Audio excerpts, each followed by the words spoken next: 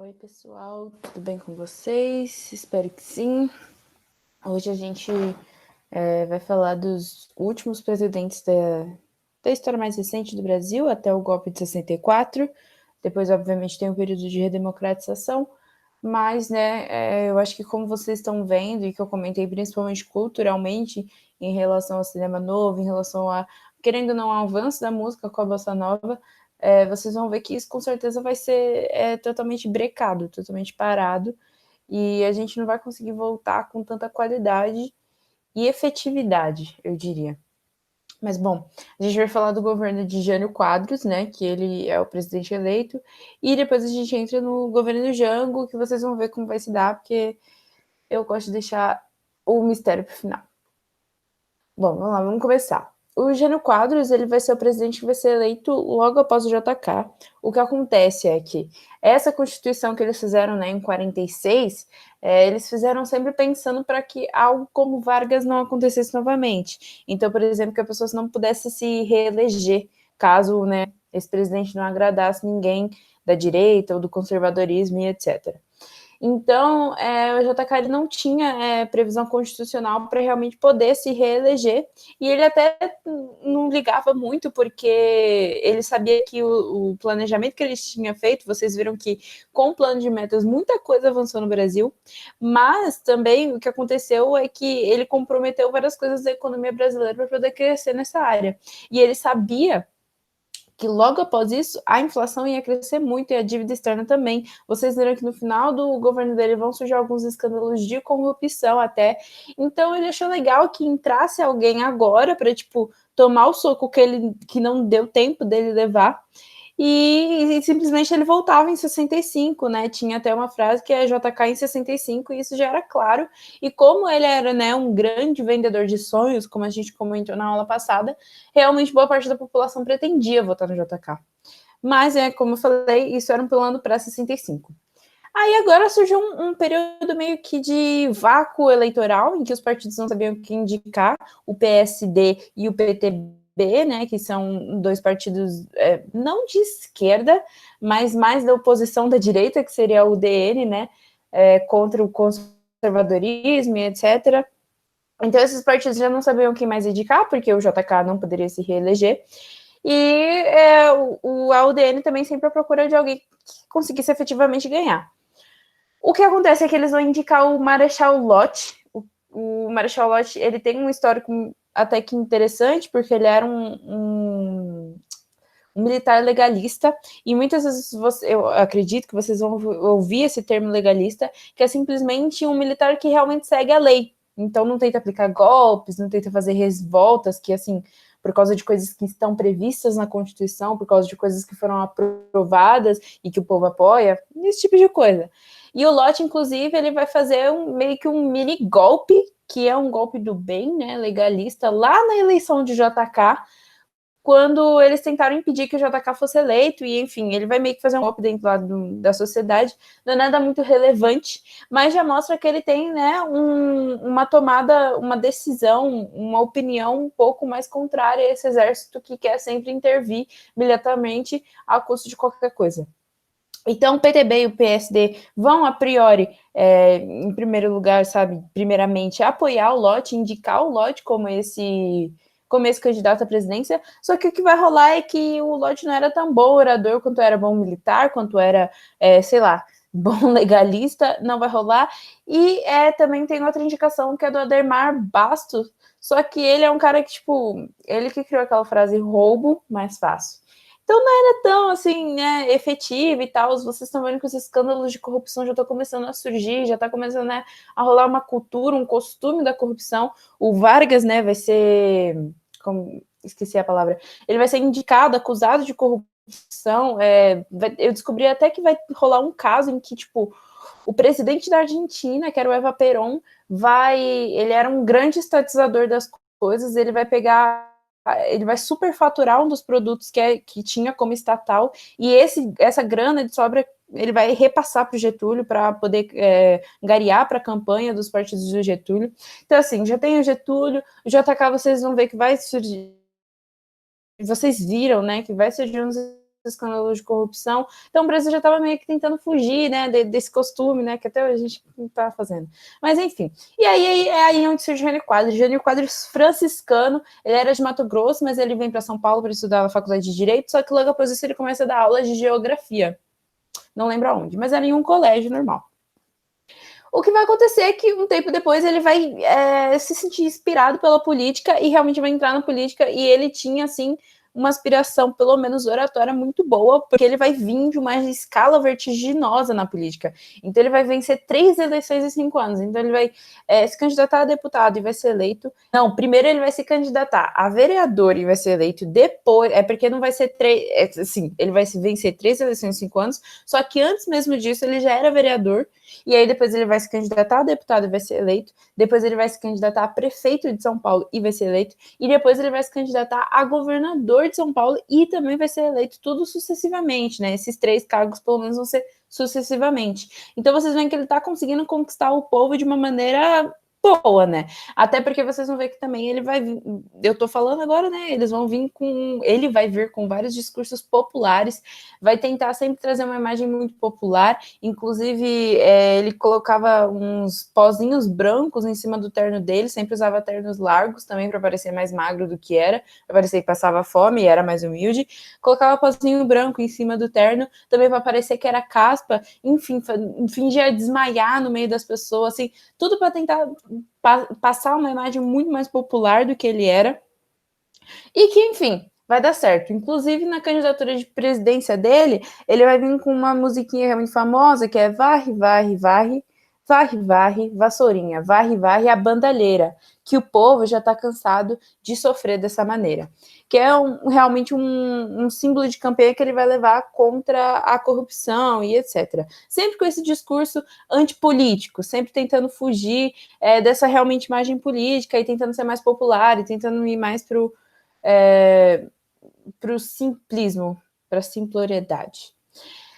Ele vai surgir, assim, de um partido muito pequeno, que ninguém conhecia direito, que era o PTN. Logo após isso, o Carlos Lacerda, né, que vocês já estão ouvindo, na época, governador, não sei, mas ele vai se tornar governador de Guanabara, e ele vai ver que o Jânio Quadros era meio que a única esperança dele, né, que não adiantava apoiar outra pessoa, que outra pessoa ia realmente votar nos partidos de PTB, PSD, né, acho que o DN já estava cansado de perder, e aí começou a apoiar, fez uma coligação com o Jânio Quadros, né, PTN mais o DN, e ainda houveram outros partidos, vários outros partidos que começaram a apoiar eles, partidos pequenos, claro. No fim da campanha política, o pessoal do PTB e do PSD também vai começar a divulgar uma campanha de Janjan, que meio que, como eles sabiam que o lote ia perder, né, eles estavam vendo esse clamor de Jânio Quadros pelo público, eles começaram a falar, não sei se vocês lembram, mas as chapas eram separadas, então você votava para presidente e votava para vice-presidente separadamente. E aí eles começaram a falar, então, vota no Jânio e vota no João, que é o Jango também, vai ter apelido de Jango. E aí eles meio que fizeram essa palavra, essa expressão se popularizar para todo mundo votar no Janjan. E que vai dar certo, né? Meio que dá certo, que eu acho que eles queriam que o lote fosse eleito também. Não vai ser, mas eles vão conseguir reeleger o João Goulart, que é bem expressivo, porque ele vai conseguir mais votos do que o próprio lote. Então, já demonstra que muita gente gostava, assim, do Jango. E o Jânio Quadros vai ter o recorde de votos. Ele vai ser até aquele período, o candidato a presidente com o maior número de votos da história, com 5,5 milhões, se eu não me engano.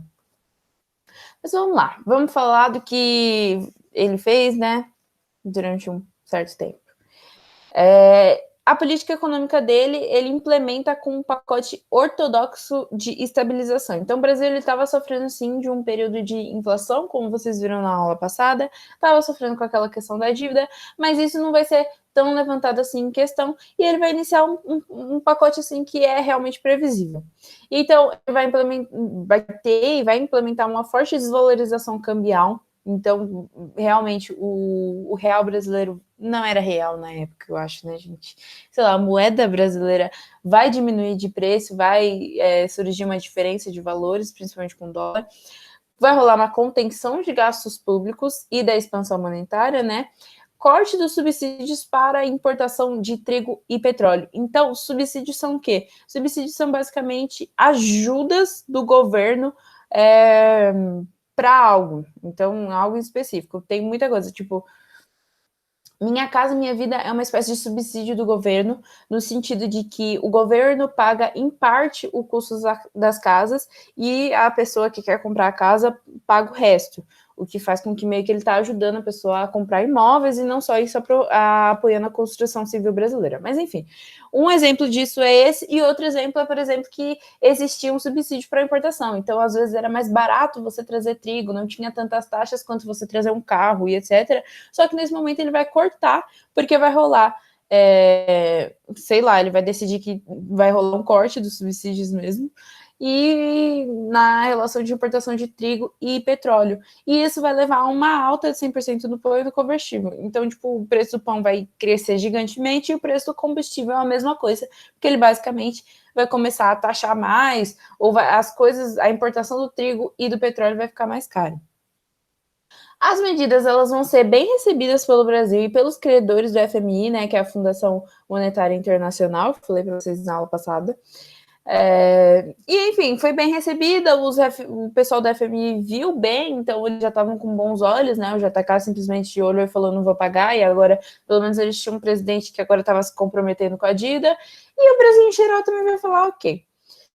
Eles vão reescalonar a dívida brasileira e aí novos empréstimos vão ser contraídos com ZEUA, porque os Estados Unidos vão ver o Jânio com bons olhos, como se ele fosse capaz de evitar, né, a instabilidade política e o comunismo. É interessante falar também que o Jânio ele era um cara não tão estável assim quanto a gente está falando. Vocês já viram que ele desmaiava em público, tomava injeção para fingir que ia ficar forte, colocava pó branco para fingir que era caspa. Inclusive, ele entra e faz várias medidas de leis que a gente nem sabe direito por que se viu, porque, por exemplo, ele proibiu biquínis nas praias, proibiu corrida de cavalo em todos os dias, tinha que ser só aos finais de semana. Enfim, proibiu lançar perfume também nos bailes de carnaval. Proibiu várias coisas assim que a gente não sabe direito por que ele fez, mas ele fez. Inclusive, popularizou, né, o não uso de gravata dentro do Planalto. Porque todo mundo tinha que ser formal e ele achava que não combinava com o tropicalismo brasileiro. Que de fato eu até concordo. Mas, enfim, qual que é a política externa independente? O Jânio, né, até que chegou a agradar um pouquinho os Estados Unidos, só que o que vai rolar é que os Estados Unidos se iludiu com a pessoa que ele era, né? O Jânio, né, que ainda tinha relações com o DN, então todo mundo achava que ele ia ser mais conservador. Não, ele vai iniciar realmente uma política externa independente. Em 59, gente, o que a gente está falando de 1961, tá? Eu sei que eu não coloquei a data, mas perdão até, devia ter colocado, mas tem um spoilerzinho que eu vou gostar de fazer surpresa.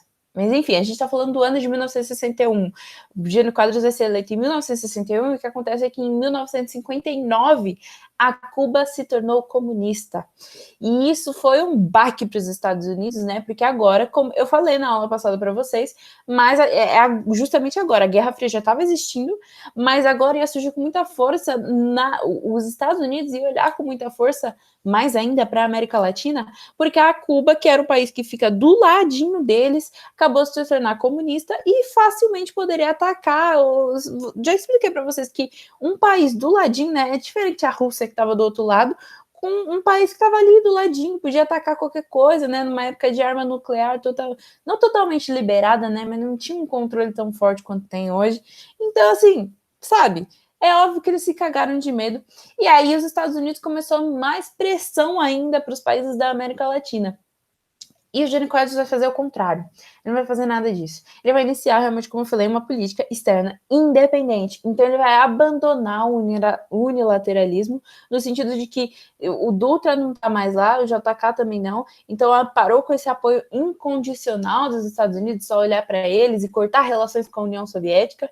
Então, ele vai buscar uma terceira via entre dois blocos, que são o capitalismo e o comunista. Então, ele queria, né, ficar no meio de tudo isso. Ele queria ficar em cima do muro, ele não queria ter que escolher. Tanto que ele vai ter uma aproximação diplomática e social com o bloco socialista. Tanto que ele vai voltar relações com a União Soviética, não só isso, também vai voltar relações com a China, e no dia 19 de agosto de 1961, ele vai condecorar o Che Guevara com a Gran Cruz da Ordem do Cruzeiro do Sul, que é tipo a mais alta condecoração do Brasil. Então, obviamente que isso vai ser, né, gênio comunista. Mas, assim, obviamente para as outras pessoas, né, gente? A gente sabe que o comunismo, ele se dá muito mais além do que só um presidente condecorando um cara. Mas, obviamente, que isso vai trazer uma imagem negativa e tal. A UDN, inclusive, vai começar a ficar putaça com o Jânio. E aí, a partir daí que vai rolar também um isolamento político por parte de Jânio.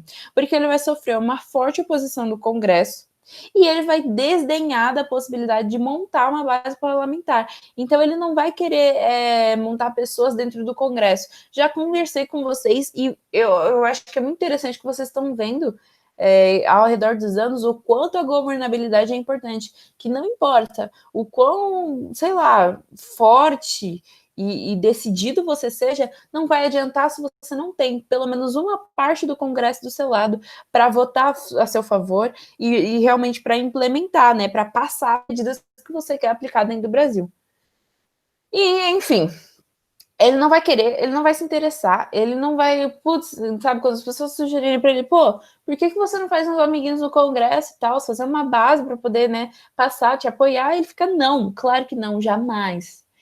E ainda assim ele vai conseguir romper com a base partidária dele, que era a UDN, né? Que eu falei que a UDN ficou putaça. O Carlos Lacerda, quando vê essas coisas aí de Che Guevara, de China, de União Soviética, sai correndo para ir lá em Brasília conversar com ele. E ninguém sabe o que aconteceu, mas todo mundo sabe que nesse final de semana que ele foi, na segunda, ele voltou xingando já já acabando com o Jânio Quadros na imprensa, né? Como sempre, Carlos Lacerda. E aí, enfim, a UDN, né, estava descontente com o rumo da política externa, que eu acabei de falar para vocês, e isso vai acabar num rompimento entre os dois. Não só isso, vai rolar uma certa perda do apoio social, né, porque a população estava descontente com a política de austeridade que ele vai aplicar no Brasil, junto com o programa de estabilização econômica que eu estou falando com vocês, com o corte dos gastos públicos e etc. Aliás, eu não expliquei, mas eu não sei se você sabe, mas aqui, por exemplo, é uma imagem de não só Che Guevara, mas junto de Fidel Castro. Então, né, obviamente, muitos capitalistas ficaram irritados ainda mais no momento de Guerra Fria. Mas vamos para o próximo. E aí, como eu falei, eu não quis dar spoiler, mas Jânio Quadros, que assume a presidência em, sei lá, fevereiro, janeiro, né? Inclusive, ele vai ser o primeiro presidente a tomar posse em Brasília, né? Que agora é uma cidade recém-construída. Ele vai tomar posse em Brasília em janeiro de 1961 e em agosto de 1961 ele vai renunciar. E assim, ninguém sabia, né? No momento, ninguém sabia o que aconteceu, mas o que rolou é que realmente ele tentou fazer um golpe, mais ou menos. Então aqui está escrito, né, uma frase do Brasil na biografia que fala: seu gesto intencionava causar uma comoção nacional que o trouxesse de volta triunfalmente ao cargo, com os poderes presidenciais aumentados e de preferência sem um congresso para incomodá-lo. Então qual que era a ideia dele? Esse dia, né, vocês estão vendo aqui no jornal, não sei se dá para ver, nem precisa ver, mas aqui tem 26 de agosto de 1961. E era sábado, ele renunciou sexta-feira, 25 de agosto, lá para de manhã, falou para o Congresso abrir a carta de renúncia dele só às 3 da tarde, e lá ele alegava que ele ia renunciar por forças ocultas. Mas o que rolava é que, assim, João Goulart, não só, além disso, né, vocês estão pensando, mas beleza, João Goulart estava na China. Então ele estava numa missão comercial brasileira lá na República Popular da China. Então ele estava literalmente do outro lado do mundo. E aí o Jânio Quadros pensou: eu vou renunciar, o Congresso não vai fazer a decisão, porque você precisa ser aprovado pelo Congresso, então o Congresso não vai trabalhar numa sexta-feira à tarde, eles vão aprovar a minha renúncia só na segunda, isso vai dar tempo de todo um final de semana rolar, e o pessoal sair nas ruas para protestar. O pessoal sair nas ruas para ir realmente a favor de mim, e isso vai fazer com que eu volte, né? Eu tenha que voltar por causa das manifestações, e os meus poderes são aumentados para que eu não precise do Congresso para fazer o que eu quero. E também, né, na verdade, é de preferência sem nem o Congresso. Mas se os meus poderes já tiverem aumentado, tá tudo ok. Enfim, ele achava que ia rolar realmente uma nova onda de queremismo. O que não vai rolar, né? Que ele achava que ele era o Getúlio Vargas, não vai rolar. E ninguém vai ligar. Ninguém vai ligar. Ele simplesmente vai embora, inclusive vai pegar o avião na saída dele com a faixa presidencial, achando que ele ia voltar de fato, gente. Mas ninguém vai ligar.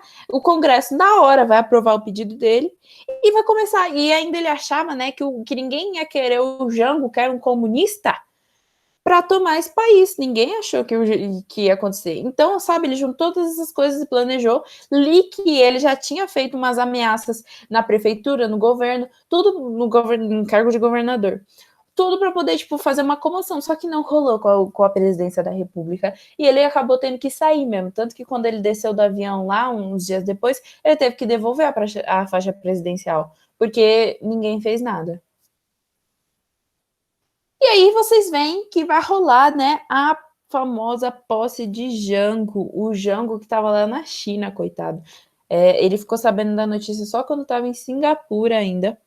E, enfim, ele queria realmente. Ele estava numa missão comercial, como eu falei, na República Popular da China, no momento que o Jânio renunciou. Só que a oposição não queria permitir de jeito nenhum a presidência de Jango. E os ministros militares, né, todo o corpo militar que participava da política, não queria a posse do Jango, porque esse tinha uma ligação, né, óbvia com a esquerda.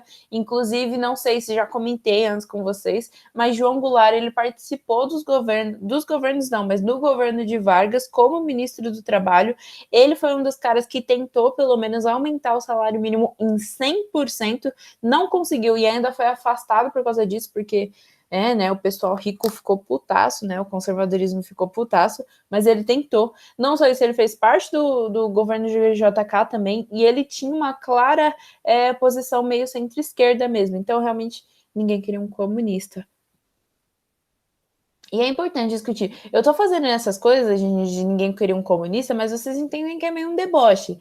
Porque o que o Jango queria, na verdade, vocês vão ver, era apenas aplicar várias reformas que o Brasil de fato precisava. Reforma agrária, reforma universitária, reforma eleitoral, várias, reforma bancária, várias reformas para poder realmente trazer o Brasil numa situação de um país mais elevado. Porque eu não sei se vocês estão estudando isso ainda, mas vários países que vocês vão ver que são mais desenvolvidos hoje em dia, eles passaram por essas reformas. Mas enfim, deixa eu falar mais um pouco. E tudo isso, né, obviamente era visto como comunismo, né, como até hoje. A gente fala uma coisinha tipo de estatização e o pessoal já acha que a gente é comunista. Então, é nesse sentido de falar de deboche, sabe? Os conservadores viam ele como comunista, mas ele era apenas uma centro-esquerda ainda, não era nem esquerdista, era centro-esquerda. Mas, enfim, ele tinha uma ligação com a esquerda e ele fez parte do governo de Vargas e JK, então ninguém queria uma república comunista, ninguém queria uma república sindicalista, como foi com Vargas, né? E aí eles até falaram que ia prender o Jango caso ele desembarcasse no Brasil, né? Tava lá viajando, se ele pisar o pé aqui, ele vai ser preso. Só que, né, Jango não deixou, mas o que acontece é que nesse período o presidente da Câmara, que era o Ranieri Mazzilli, ficou na presidência do dia 25/8 até o dia 7 de setembro. O Jango, inclusive, vai primeiramente aterrissar no Uruguai para se preparar. E, assim, o Lott, nesse período, que era aquele marechal que já tinha ajudado o JK, né, o marechal legalista, ele vai tentar, mais uma vez, garantir a presidência, né, e tentar fazer um golpe novamente. Quando a gente fala golpe, gente, é que ele reunia certas pessoas, literalmente, do exército e tal, pegava umas armas, ia para as ruas e ameaçava, e falava, não, se o cara não tomar a presidência, a gente vai acabar com essa cidade. Mas, no processo de tentar fazer isso, ele vai ser preso. Que vai restar, né, o trabalho todo para Leonel Brizola, que já tinha muita associação com Vargas, ele realmente tinha muitas ideias parecidas com Vargas, ele tinha estatizado boa parte do Rio Grande, boa parte não, mas tinha estatizado grandes coisas no Rio Grande do Sul. E não só isso, ele era também do PTB, então era um partido mais de esquerda, mais, né, como eu falo, de oposição da direita, e cunhado de João Goulart, então era família. E aí ele já sentiu na necessidade, né? Agora o Lodge estava preso, ele, como governador do Rio Grande do Sul na época, decidiu na necessidade de agir. De primeira, ele instala um rádio num palácio lá que tem, e ele e a equipe dele passa horas propagando a favor da posse, fazendo uma campanha de posse, comovendo, né, a sociedade, até que ele consegue reunir 40 mil soldados que faziam parte do exército, mas que estavam a favor, né, desse lado, 13 mil homens da Brigada Militar e ainda 30 mil voluntários. Então a gente está falando do quê? 83 mil pessoas. E isso vai conseguir, né, fazer essa resistência. O Brizola ele foi a primeira liderança de fato civil, né, sem ligação militar, como o Marechal, a resistir de fato a mais uma tentativa de golpe militar. E por fim só restaram o Estadão, né, o Estado de São Paulo, o jornal Estado de São Paulo, e o Carlos Lacerda, né, esse grande filho da puta, que, como eu falei, nessa época já era governador com certeza de Guanabara, a ser a favor do golpe. Então eles eram literalmente a favor do golpe e da instituição dos militares no governo. Mas, né, fazer o quê? Nossa, gente, tô esquecendo de mostrar as imagens, eu faço spoiler, perdão. Mas, enfim, esse daqui era o Leonel Brizola aqui que eu tô indicando, e esse daqui era Jango discursando na China. Tá, mas aí Jean consegue voltar, ele tava super animado, sim, para tomar presença, só que quando ele volta, o pessoal fala, ok, a gente não vai conseguir parar ele, a gente não vai conseguir dar um golpe, mas há uma condição, a gente vai instaurar um parlamentarismo. Então, sim, Brasil já foi parlamentarista, viu? 3 anos, mas foi. E como é que vai se dar isso? O que vai acontecer é que vai rolar uma emenda constitucional, que realmente a gente dá uma emenda na Constituição e colocar que agora o Brasil é parlamentarista.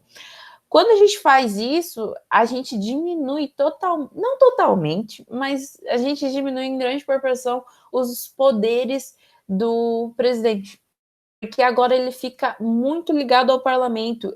Realmente, a gente traz uma relação de executivo e legislativo muito ligadas a um ao outro, que pode evitar várias crises políticas, né? Porque, por exemplo, ele evita, de fato, a instabilidade política, no sentido de que, hoje em dia, vocês veem que, por exemplo, às vezes um presidente está lá e o Congresso quer tirar ele a todo custo, isso é uma crise política. E fica essa inimizade entre Congresso e presidente. Isso nunca vai acontecer no parlamentarismo, porque o Congresso tem que estar em acordo com o presidente, já que o presidente não pode fazer nada de fato, os poderes são diminuídos. E o primeiro-ministro também é o cara. Então a gente tem um chefe de governo, um chefe de Estado. O chefe de governo é o que realmente vai tomar as atitudes executivas, como executar realmente as medidas brasileiras e etc. E o chefe de Estado, ele meio que vai fazer com que o Estado continue existindo plenamente, que é isso, manter a estabilidade do Estado.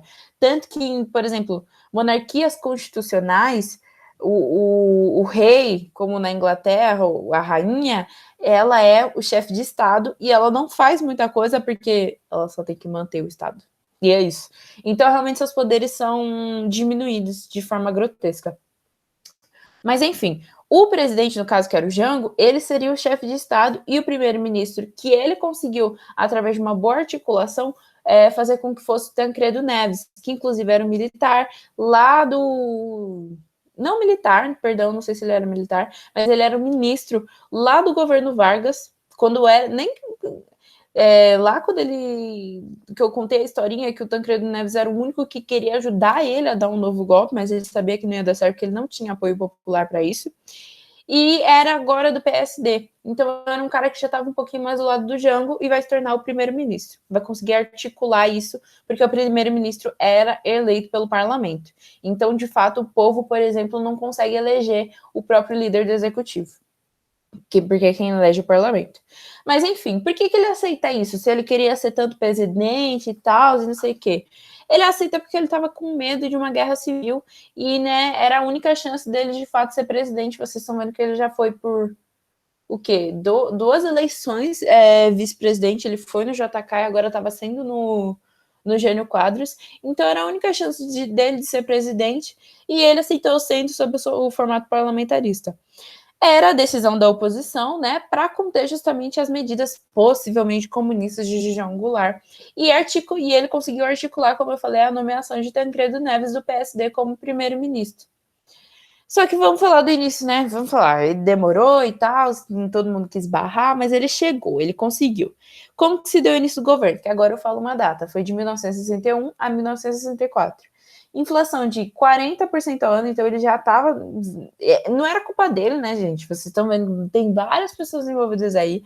E quando ele toma poder, ele está sob uma estrutura de inflação de 40% ao ano, com uma dívida externa de 3 bilhões de dólares, que eu já tinha comentado na aula passada. E é nesse momento que João Goulart pega e para, putz, ele faz uma análise que espero que eu fiz, eu fiz e que espero que vocês tenham feito. Toda hora o Brasil tá fudido, toda hora o Brasil não avança. A gente faz tudo, sabe? Vargas fez aquela política da hora, o JK fez um negocinho legal, mas toda hora a gente dá ruim. Por que será que dá ruim? E aí sim, ele vai chamar vários teóricos, vários estudantes, pessoas formadas, academicistas, que sabem das coisas. E o que eles vão falar? Sabe o que tá dando ruim? É que tem vários outros países que estão aí evoluindo, mas é porque eles já passaram por várias reformas. E o Brasil não fez nenhuma reforma, a gente está assim, parecido com a coisa que a gente aconteceu lá em 1500, sabe? Igual eu tô falando, a gente está num negócio de latifúndio, na mesma estrutura de Seis Maria, que era um negócio que aconteceu na época de colonização. Como é que não vai dar bom? E aí vai vir essa foi a iluminação de Jango para as reformas que eu comentei com você, que vão ser chamadas de reformas de base. Então ele vai querer fazer a reforma agrária, reforma urbana, reforma bancária e tributária, reforma universitária e eleitoral. Então, para que todos pudessem votar, para que todos pudessem ter acesso à universidade, enfim, essas são as reformas de base que ele vai querer realmente implementar no Brasil.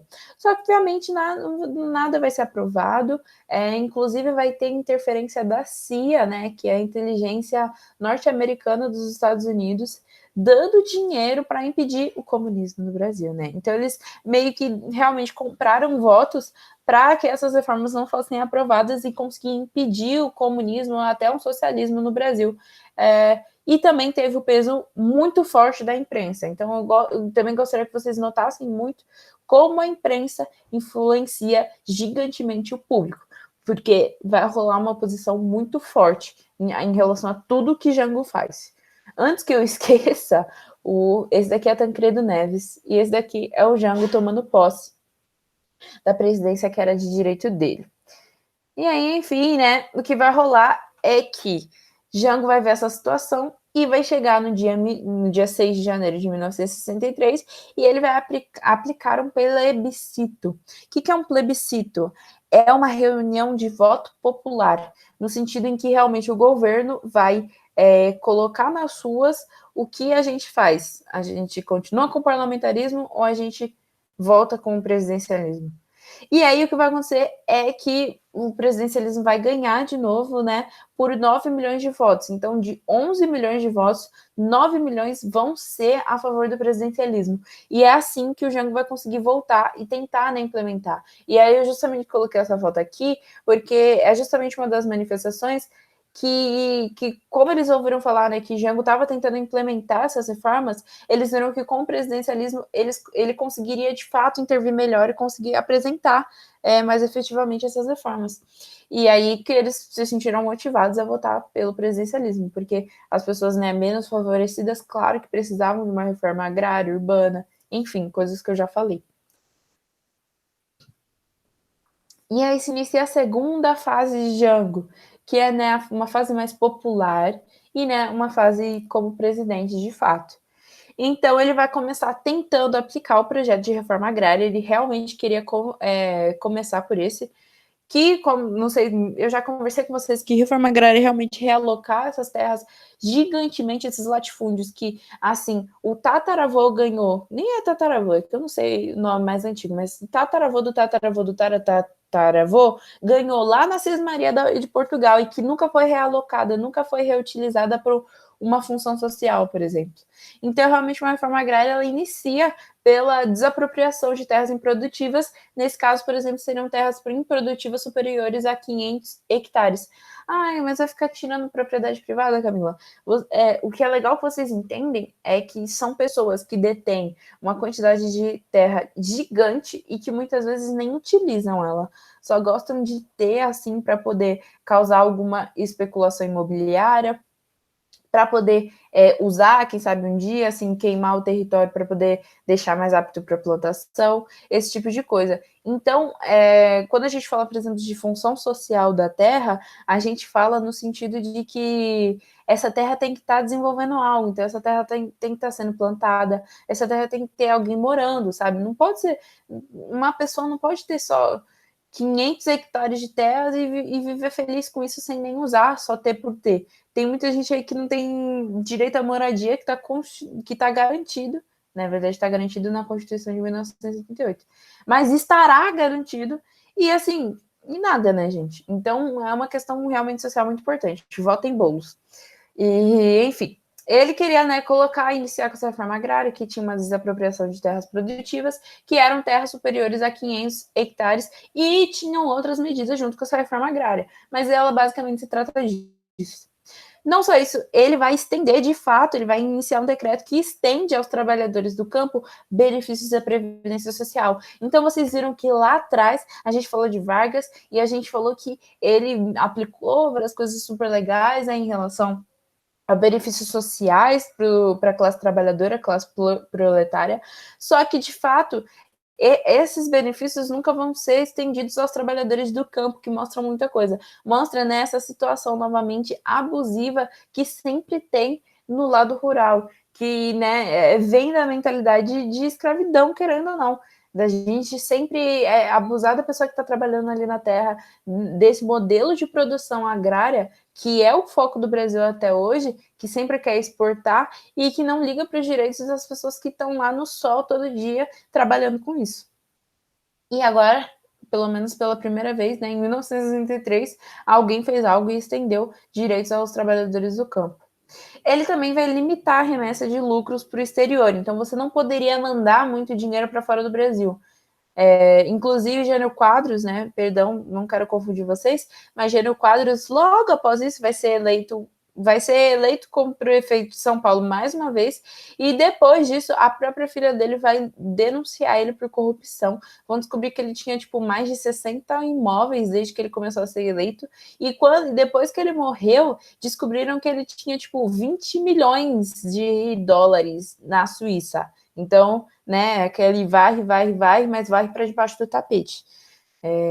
Então, se atentem a muita gente que fica com esse discurso de antipolítica, de acabar com a corrupção, mas que não se aprofunda politicamente. Mas, enfim, voltando ao Jango, ele vai limitar a remessa de lucros ao exterior, então você não poderia, né, como aqueles empresários ricos, a ficar mandando dólar para a Suíça ou qualquer coisa do tipo. Só que também vai rolar uma pouquíssima efetividade dos projetos de reforma, graças ao Congresso. Então, pouca coisa vai ser aprovada de fato para ele poder mudar ou implementar algum tipo de reforma dentro do Brasil de fato. E em 12 de setembro de 1963 vai rolar um levante militar, então sim, mais uma vez as Forças Armadas intervindo na rua, sendo a favor, né, assim, instaurando um levante com o título de um comando revolucionário. E nesse dia eles vão invadir o Congresso e o STF, né, porque eles, né, se acham, é isso. Eles podem, eles vão, comando revolucionário. Não só isso, eles vão, assim, o Jango, enfim, todo o outro lado vai conseguir se opor a isso, combater isso, eles vão acabar saindo, mas também em outubro de 1963 vai rolar uma greve geral, que já mostra um pouco de perda, mas não é muito, mas um pouco de perda do apoio a Jango, que vai ser conhecida também como a greve dos 700 mil.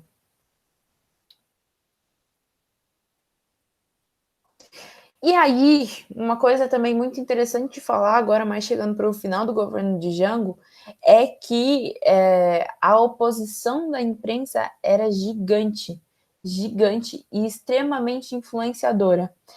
Porque tem uma entrevista, né, na época, uma pesquisa na época que dizia que só 16% dos entrevistados consideraram um governo ruim e péssimo, o governo de Jango, e 45% considerava bom ou ótimo.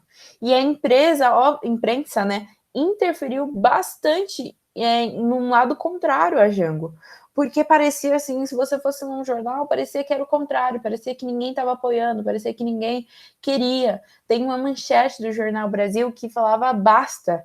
Tem um negócio aqui que tem fora Jango, porque realmente teve muita influência da imprensa, e é muito importante para vocês notarem que a imprensa, não só hoje, como há muito tempo atrás, influenciava bastante. E, enfim, ele não vai conseguir fazer nada, né? Mas, assim, vocês vão ver que a imprensa, até logo no início da ditadura militar, vai começar a apoiar, vai dizer que a calma volta a reinar ao país. Fabulosa demonstração de repulsa ao comunismo. Mas, enfim, tomem cuidado com as coisas que vocês leem. Por mais que ainda sejam jornais, não quer dizer que eles são totalmente imparciais. E, enfim, o que vai acontecer é que ele vai pedir o estado de sítio, né? Que o estado de sítio, ele aumenta os poderes do presidente, então ele queria justamente pedir para poder implementar essas reformas, mas obviamente ele não vai conseguir. E aí ele vai perder o apoio do Congresso e ele vai tentar, né? Ele falou, putz, agora nenhum parlamentar, nenhum deputado está me apoiando, o que eu vou fazer? Vou me ligar ao povo, né? Grande discípulo de Getúlio Vargas, como vocês estão vendo, né, gente? E ele vai fazer inúmeros comícios, inclusive tem um comício que ele vai fazer lá na Central Brasil, que é muito famoso, que eu acho que ele vai, tipo, discursar por 4 horas e o povo vai ficar lá ouvindo o discurso dele por 4 horas. Então isso é muito importante, né? Vocês estão vendo que tinham pessoas que estavam dispostas a ficar 4 horas ouvindo o presidente, enquanto tem uma imprensa acabando com ele. Além disso, também, né, óbvio que sempre tem a oposição, assim, além dos conservadores, além dos militares, e vai rolar a Marcha da Família com Deus pela Liberdade. Que sim, pessoas vão sair na rua para ser contra o Jango, né, realmente fazer uma oposição, e para mostrar que não eram só os militares que estavam contra o governo, e essas pessoas eram a favor da ditadura militar, né, muito parecido também com a atualidade. Certas pessoas aí, só faltou sair com a camisa do Brasil também. Mas enfim, ó, não é muito parecido com hoje em dia, né, gente? Vocês não veem isso já numa manifestação de direita por aí? O Brasil não será uma nova Cuba. E enfim, vários discursos assim, e vai rolar essa marcha para mostrar que realmente tinha gente que apoiava, viu? Não foi assim um bagulho só militares. Mas enfim, é assim que a gente vai ver o golpe militar de 1º de abril de 1964. Então, né, a gente vai ter a implementação desse golpe. E, enfim, isso vai ficar mais para a próxima aula. Eu vou falar como vai se dar certinho. Coloquei mais um excerto de Brasil, uma biografia novamente. Sim, gosto muito desse livro. Inclusive, vou disponibilizar o PDF. Eu achei um PDF na internet desse livro. Só que o que acontece é que é um livro muito grande, gente. Ele tem 700 páginas. Não seria uma leitura que eu recomendo para vestibular. Eu, por exemplo, não li no ano de vestibular. Eu li esse ano. Mas é muito bom. Então, é algo a se guardar. E eu acho que, enfim, ele tem muito registro fotográfico, que, inclusive, às vezes eu vou dar uma aula para você e tem uma imagem que eu vejo aqui que é tipo, uou! E eu tenho que caçar a internet para achar. Então, tipo, não é tão fácil assim. Tem vários registros históricos mesmo. Tem várias imagens que vocês já viram na aula. Que, enfim, que fui eu peguei daqui, basicamente. Mas, enfim, é muita coisa mesmo que eu recomendo. E aí vocês podem, às vezes, de vez em quando, consultar lá. Então, se tem um momento da história que vocês querem saber mais especificamente, inclusive esse livro, ele vai até... Nossa, ele vai até, tipo, quando a Dilma estava sendo impeachmentada. Então, tem muita coisa para ler mesmo. E a gente, né, vai parar na ditadura militar. Então, é isso. Eu vou deixar o PDF. Mas vou ler a parte. O golpe militar teve início quando se rebelaram, em Minas Gerais, as tropas comandadas pelo general Olímpio Mourão Filho, o mesmo oficial integralista que, em 1937, concebeu o Plano Cohen, utilizado por Vargas como contexto para instituir o Estado Novo. Em 1964, o general pretendia fazer uma quartelada. Suas tropas ocupariam o Rio de Janeiro e seriam a faísca que acenderia o rastilho de pólvora nos quartéis. E é assim que vai se iniciar o golpe, como eu falei, na próxima aula eu vou falar mais. E assim, né, Olímpio Mourão, e a gente tá vendo agora, sei lá, parente dele, lá ocupando o cargo de vice-presidente de novo. Acho muita brisa, às vezes, estudar a história do Brasil, porque a gente nota que as coisas não são do nada, né? Às vezes a gente pensa, putz, mas por que será que isso acontece aqui, né? E eu acho que, né, a gente tá vendo um histórico, uma herança muito forte, e não só isso, que as coisas aqui no Brasil muitas vezes se repetem, né? Se repetem constantemente. E, sei lá, traz uma inteligência, uma sabedoria para como lidar mais com a história e a política brasileira. Mas é isso, gente. Fim, muito obrigada. Na próxima aula a gente vai tratar de ditadura militar, né? Para mim, o pior período da história brasileira, no sentido que não tem nada de legal para falar sobre. Se a gente for falar. É legal que a gente já pode ver que em 58, acho que a gente ganhou a primeira Copa brasileira. Copa Mundial, mas tipo, para o Brasil. Aí em 62, então logo lá no período de Jango, o Brasil ganhou já a segunda. Inclusive, agora eu esqueci, Jânio Quadros, né? Tem muita história, gente, para ver de Jânio Quadros. Se vocês quiserem, pesquisem na internet, tem um vídeo até de um cara chamado Eduardo Bueno. Ele fala um pouco de história e tal. Só que assim, se vocês tiverem muita curiosidade, realmente não cai em vestibular, mas tem muita coisa que o Jânio Quadros fez de doideira mesmo. Vou até falar agora assim da aula, que se vocês quiserem ir embora, vocês vão embora. Aí é problema de vocês. Mas agora deixa eu ver. Eu marquei o negócio, gente. Como é que não tá aqui? Eu perdi. Eu tirei. Saiu. Que bosta. Deixa eu ver. Era aqui. O que Jânio fez? Enfim, Jânio governava sob bilhetinhos, então ele escrevia um bilhetinho e divulgava, mas além disso, vetou corridas de cavalo nos dias úteis e rinhas de galo todos os dias, proibiu o uso de lança-perfume nos bailes de carnaval e biquínis nas praias, regulamentou o cumprimento de maiôs nos desfiles televisionados dos concursos de misses. E, para arrematar, instalou 2 jumentos nordestinos pastando a grama verde no imenso jardim do Palácio da Alvorada. Não satisfeito, mandou botar chapéus de palha nos animais por conta do sol forte do cerrado e subir uma imensa grade de ferro para cercar o palácio e proteger os burricos.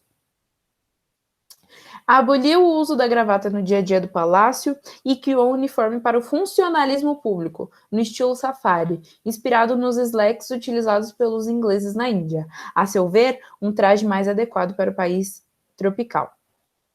Enfim, várias doideiras. E, inclusive, nesse período, Jânio Quadros tentou tornar o Pelé um tesouro nacional. Então, só que tesouro nacional, gente, tem que ser só coisa. E ele realmente tentou fazer com que uma pessoa, o Pelé, jogador de futebol, que inclusive fez aniversário, né, nesse período aqui, ele tentou fazer com que Pelé se tornasse um tesouro nacional para que o Pelé não fosse para os clubes de fora, os clubes europeus, enfim, queria que ficasse dentro do Brasil. Jânio Quadros tem muitas histórias doidas. E como eu falei, se vocês quiserem saber mais por curiosidade, o vídeo do Eduardo Bueno, eu achei que ele falou bastante coisa legal. Mas enfim, é isso. Próximo período a gente fala de ditadura militar, gente. Muito obrigada.